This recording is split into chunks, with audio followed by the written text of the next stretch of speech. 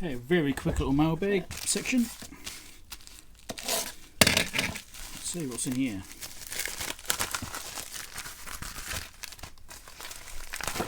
Alright. Bunch of soldering iron tips, which I'm hoping will fit my iron. I don't actually know if they will or not. So it's a nice range of different sizes, or different types. So I'm hoping they'll fit on here. They look similar, so let's have a look. Do they or don't they fit? Oh, not quite. That's almost. Let's try them on. Oh, no. Doesn't quite fit on there. Damn it. Oh well, never mind. Okay, so these bits, so they don't fit on my goot iron, not quite, which is a bit of a shame, but they will fit on this one, which is my Tenma iron. So this one here, this bit here looks almost identical. It's slightly longer, but the actual body looks the same, and that fits on there the same. It's wobbly, a bit loose, but the other one fits on. So it will fit on my Tenma, so that's awesome. It's a nice fine tip, that one. But yeah, so at least I've got this range of different tips I can use now. I'm not quite sure which one I'll switch to, because I know the one that I've always been using was this one here. I haven't really liked it that much, so it's worked, but it's never been very good. So I might look at a slightly bigger tip. It's nice having a fine tip though, but I might just go to let's try this one here. So look, this one here's slightly bigger, and it's got a slight chisel tip on it too. So I think I might go to this tip, and that will hopefully improve the performance of this iron. This iron's not very good. Yeah. Anyway, we'll see. Give that a go. We'll see if that makes it work any better. But, yeah, it's nice to have some more tips for actually. But I was hoping to get some more tips for the goot, because the goot is it's quite a powerful iron. It works quite well. It heats up quickly and that sort of stuff, and it's got big power behind it. But this is a bit dodgy there, and it just doesn't quite fit there. But yeah, I have to try and get some more good tips, I suppose. But I've got a few tips for this, but it's all getting a bit old. But, anyway, so at least it wasn't a waste of money. Right, another little video. This is going to be part of the mailbag segment. So it's just arrived. I have a fairly good idea what it is. Here's my blade. I'll figure out how to get into it.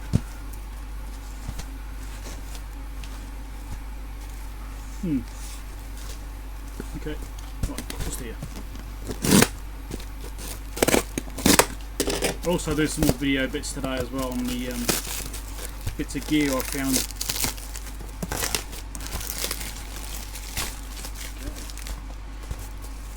It took a little while to arrive. Strangely, it didn't actually get scanned in New Zealand. The tracking just didn't work. It was really odd. Anyway, the seller launched an investigation because there was no scans on it, and miraculously a few days later it turns up. Interesting. Not like I'm saying that the postal system may accidentally lose things and then find them if someone inquires about them, but maybe not find them if nobody does inquire about them. I'm not, saying that happens, but I think it happens. Because you see things that, nothing, they disappear, and then suddenly they turn up when someone starts looking for them. Anyway, so it's nicely packaged.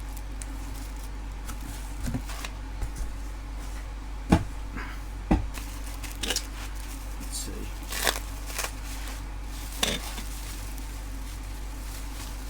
Yeah, I've noticed a little trait where things will just vanish and they won't turn up. And then, you know, you could don't matter how long you wait, this don't turn up. And as soon as you inquire about it, it just mysteriously appears. You know, it's like, oh, I found it hiding underneath that cupboard over there, you know.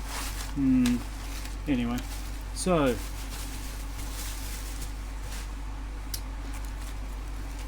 this is a display PCB. Interesting, that's different. For the Fluke 5342 HP, sorry, HP 5342A microwave frequency counter. Remember I had that issue with the button which was dodgy, which I did a temporary repair on. You can see that in my other video. Where I repaired the press button, and I found a entire display PCB assembly and the driver assembly on eBay. Interesting, they cut the cables when they could have just like unplugged them. But anyway, never mind, that's what they've done. So that's the ribbon cable, just attaches to the assembly. But yeah, it's pretty dirty, but it has the little springs there.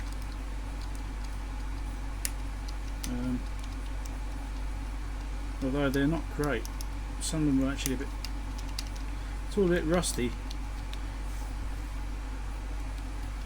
Interesting, there's a couple of cobwebs in it. That was no spider on this. It's come from Israel. I bought stuff from this guy before, I think, and the condition wasn't very good. It was okay, but it wasn't good condition. You know, it was, you know, stuff which has had a hard life, or, you know, it's quite badly maintained. This one here has actually got the strip slipping out. It's half slipped out, that one. So all the strips are there, but they're quite rusty, which is concerning. I might spray some oil on those just to try and prevent any further deterioration, stop any more air getting to it.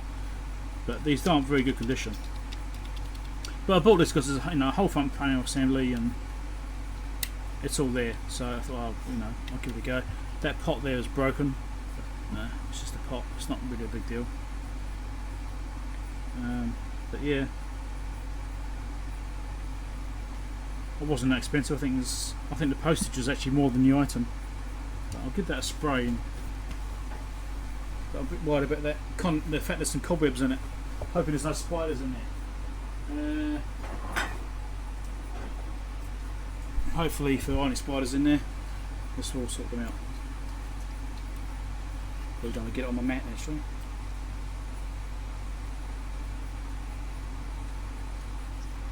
I'm not too worried about the PCB. I don't plan on using the PCB.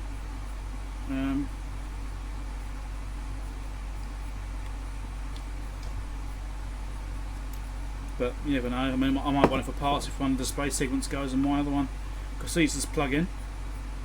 They're on sockets, so if one segment does go on my meter, I can just unplug one of these and plug it in.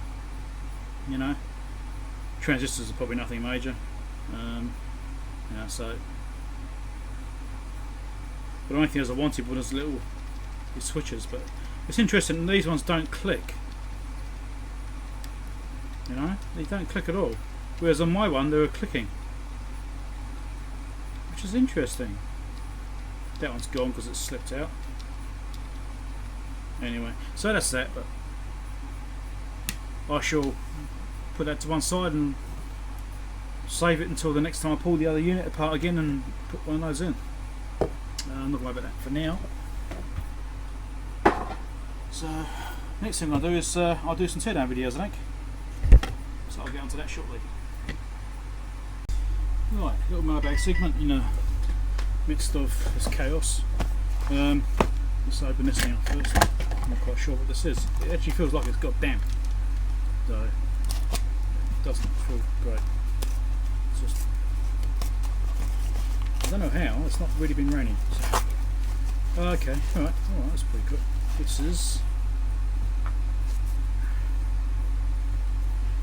a ovenised crystal oscillator, OCXO, for the HP 5342. And now I was going to build one, and I still might, just as a project, well, this thing just sort of plugs straight in, so why make it hard for myself, really? So yeah, problem with the when I was going to build it, the pitch on this is different. It's I was hoping I could use a bit of perf board and just match it up and do that, but because it's got different pitch between each trace, I couldn't just do that. It didn't actually line up.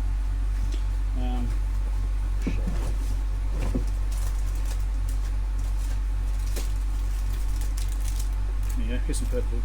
So you can see the pitch is very different. So it's a bit of a shame, because that's what I was hoping to be able to do. It would have made it much easier to build one. Anyway, so I thought, well, I got this quite cheaply, so I did that. And so yeah, I did that. So it'll go in there sometime. And what's this thing? Nothing too exciting. Just a BNC cable. Needed another one. It's hiding my bench up a bit. So here we go. So that's it for now. Nothing that exciting. Right, very quick little bit of mailbag video to add on to the rest of it. This has finally arrived by the looks of it. Now, let's see how hard this is to open up. We're waiting for this for quite a while now. It's been, I think it's been about 6 weeks, and it's perfect timing because I need to use it.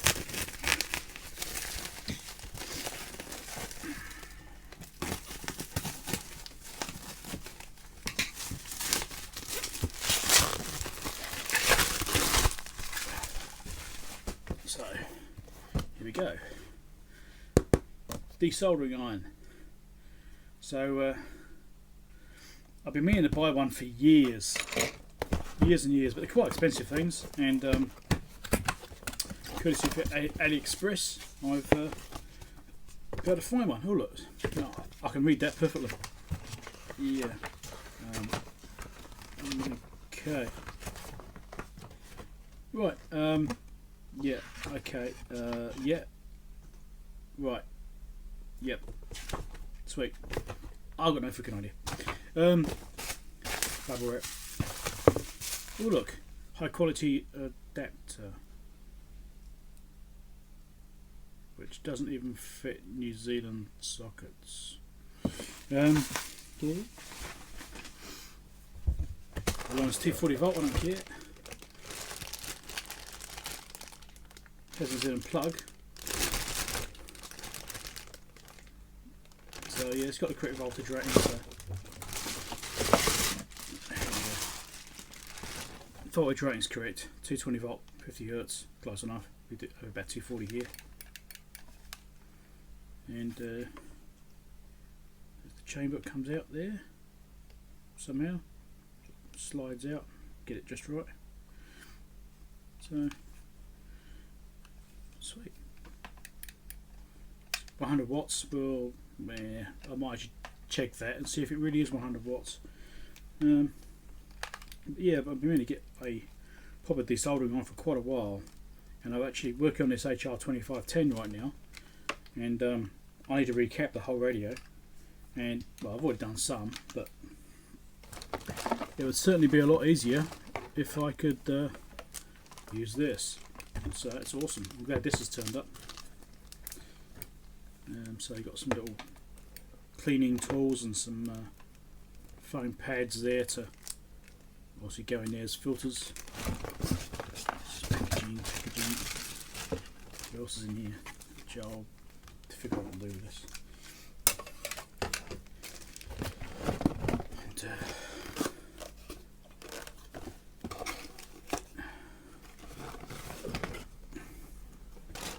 And a stand. And a little foam pad for the stand. And that's it.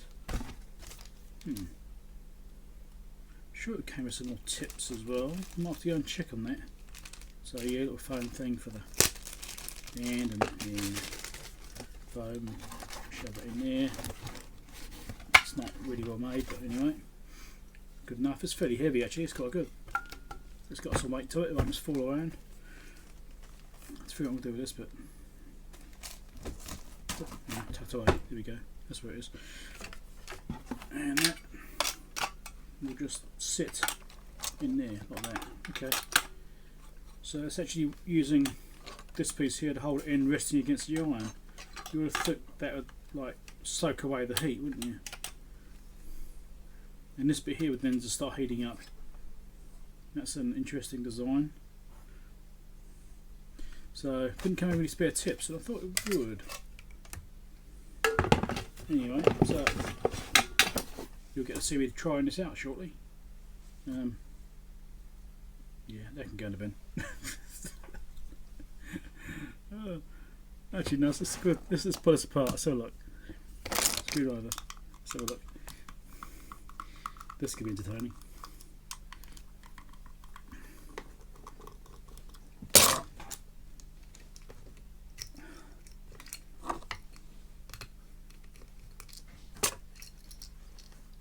Oh my god.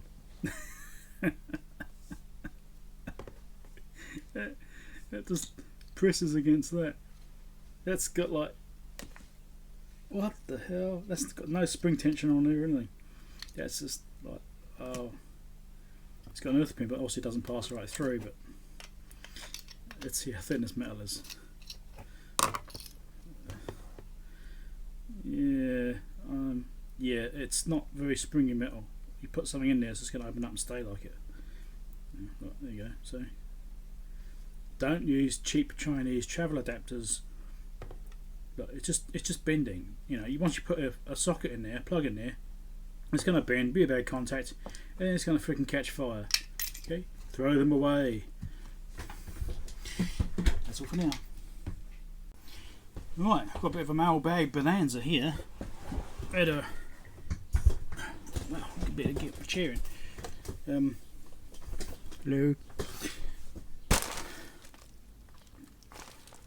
As you can see, I've been buying stuff from RS Components. So let's start with this one. I've been a bit busy. I'm not quite sure what's even in half this stuff. So let's have a look. It's another bag. Woohoo! Okay. Why did I put it inside another bag?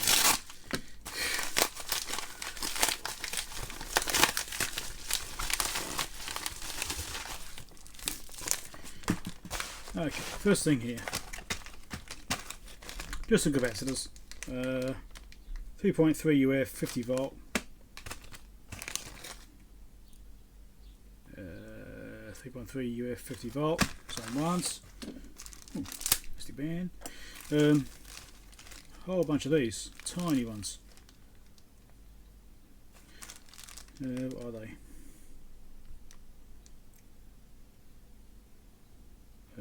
25 volt. Where's the reading? Here we go. 4.7. 4.7 UF 25 volt. Nice and small. Nice small size. I'm only buying. If I buy capacitors, I only buy decent brands like Nichicon or Rubicon, places like that. You know, Nippon Comicon. So when I do searches on RS Components website, I will only select those brands. I don't risk going to other brands. I mean, you know, sure you can get them cheaper from some other generic brand, but for those extra couple of cents, you might as well just get a decent one and have done with it and not have to worry. Anyway, so that's the first lot, some capacitors. I suspect that that's mostly what's in these things, to be honest. Let's have a look. That.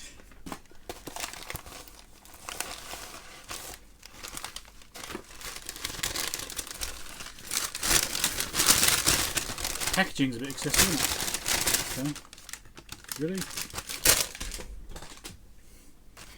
Oh, look, more capacitors. These are 4.7 UF 50 volt. Okay. Next one. I'll throw them away first. Okay. Oh yeah, okay. Super capacitors. It's not quite. That's one of the package styles. I bought a few super capacitors, different package styles. What size are these? 1 farad, is it? Yeah, 1 farad, 5.5 volt.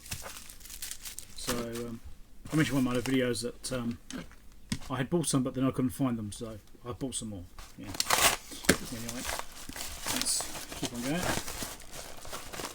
Just read these paperworks are coming in. Make sure everything's there. It's supposed to be there. Yeah, okay. And the previous one. Okay, that's all supplied. So make sure there's nothing back ordered. That happens. Usually pretty good though. Oh, this is very good.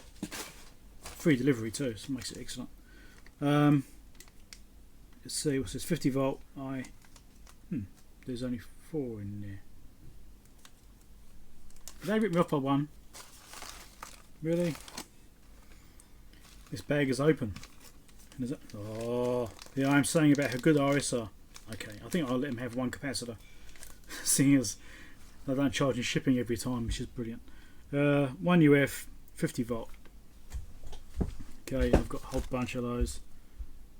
Let's look at part number, shall we? Oh, this one's open too. That's got 5 in it at least. Interesting. When have I got them all open? 50 volt, 1 UF. 100 UF, 25 volt. Small ones. Yeah, so I'm just going to have to sit down and go through all these capacitors. Anyway, the idea is that I get my old stock and throw them away. I do have some old ones in here. These are my 1 UFs. So it's just, I've got some old parts which I rescued because at the time I was, just tested it. Oh yeah, that's alright, I'll keep that. But these days it just isn't worth bothering, really. Just get a new capacitor. They're so cheap. Just buy them. Don't bother with old parts because it isn't worth the risk. I think I was watching a video the other day, a couple of days ago. I think it was Simon Spears. If you haven't seen his channel, I recommend you do go and see it. Very interesting videos. He is linked on my favourites in my main page there. If you go and have a look at that. Hi Simon. I know you'll be watching this yourself too. I saw he had replaced the capacitor, but unfortunately the one he put in didn't work either. So that's the risk you take when you have old parts. I mean, I've got some old, you can see I've got some here myself, but I've stocked up new parts, so these are all going to be going in the bin.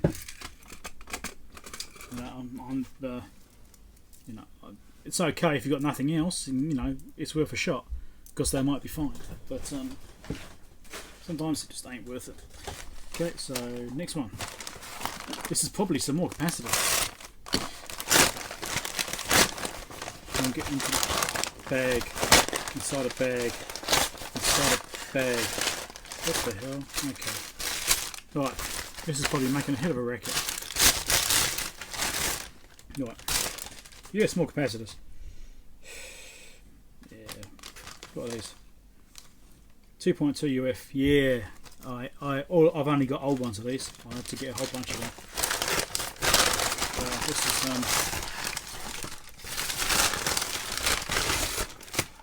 okay.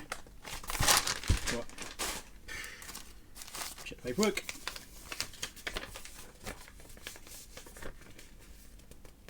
Yeah, okay. Seems okay. Nothing's noted as back order.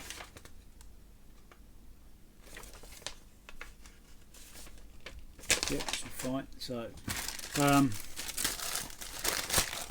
it's probably not a particularly exciting video so far. I've got some other stuff coming, so bear with me. Oh look, more capacitors. 47 UF, 35 volt. Really do overdo the packaging, don't I? Why does it have to be inside a paper bag? Why? Come on. Just... So we got what are these? All facing the wrong way. Come on, I want to see the value on one. There we go. 22 UF, 10 volt. Right, and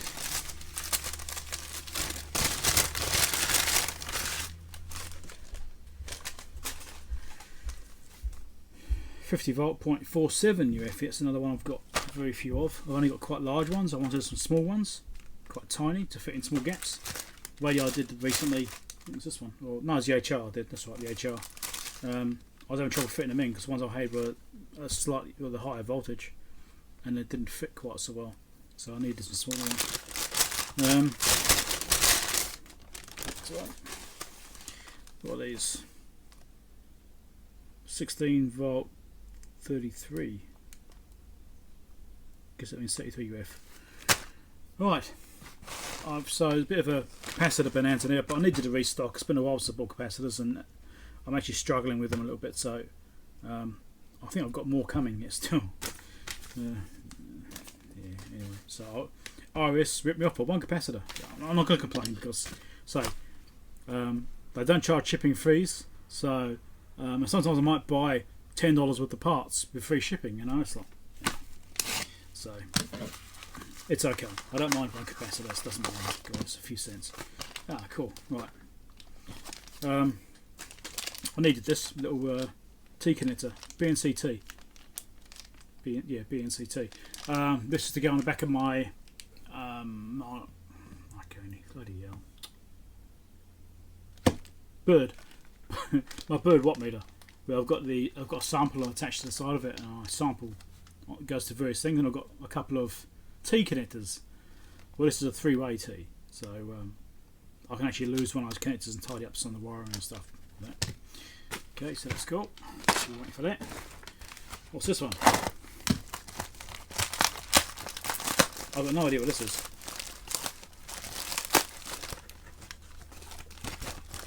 Happy New Year, by the way. I should really put that in one of the videos, shouldn't I?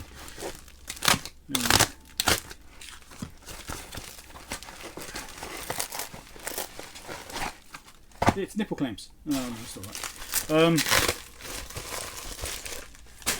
Hi, by the way.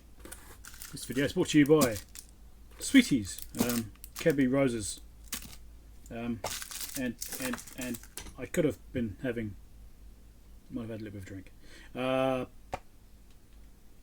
Yeah, Summit Apple. Yeah, I've already had that. Now moving on.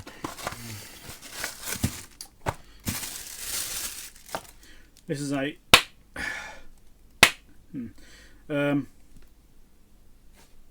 screen removal tool. So if you're trying to remove a iPhone screen, for example, where it clips in, or you've got those sort of clips on the sides, or the adhesive, you're going to stick this onto the phone, it'll lift the screen off in a controlled way. You know, you only go so far without ripping cables and stuff. Normally it's a bit hard to try and lever it out and stuff like that, so I'm going to get one of these for a while. So there we go, finally got one. Right, is it over? I'll make sure. Yep. Right, so that's the mailbag for today. And right on. Oh god, chuck it over there. It shows I've had this, doesn't it? So have a good day. Oh my god. Yeah, so I've definitely had some to drink. I haven't had dinner yet, so it's affecting me a bit. So right, that's the mailbag, and I shall probably add that onto some other mailbag stuff, and I might even publish it today. We'll see how much content I've got. It's been a while. I haven't really done much in the way of videos for the past week because I've been busy doing a renovation on my hallway, doing a lot of building work, and that's been taking up all of my time. I've been doing like 10 to 12 hours a day just doing that. I'm still not finished, but I've got the worst of it through now. Now I've just got to do the plastering and then the painting, although the wife tends to do the painting because I'm banned from using a paintbrush because I'm not very good at it, and I tend to make a mess of the edges. So, anyway, we'll see. So, have a good one.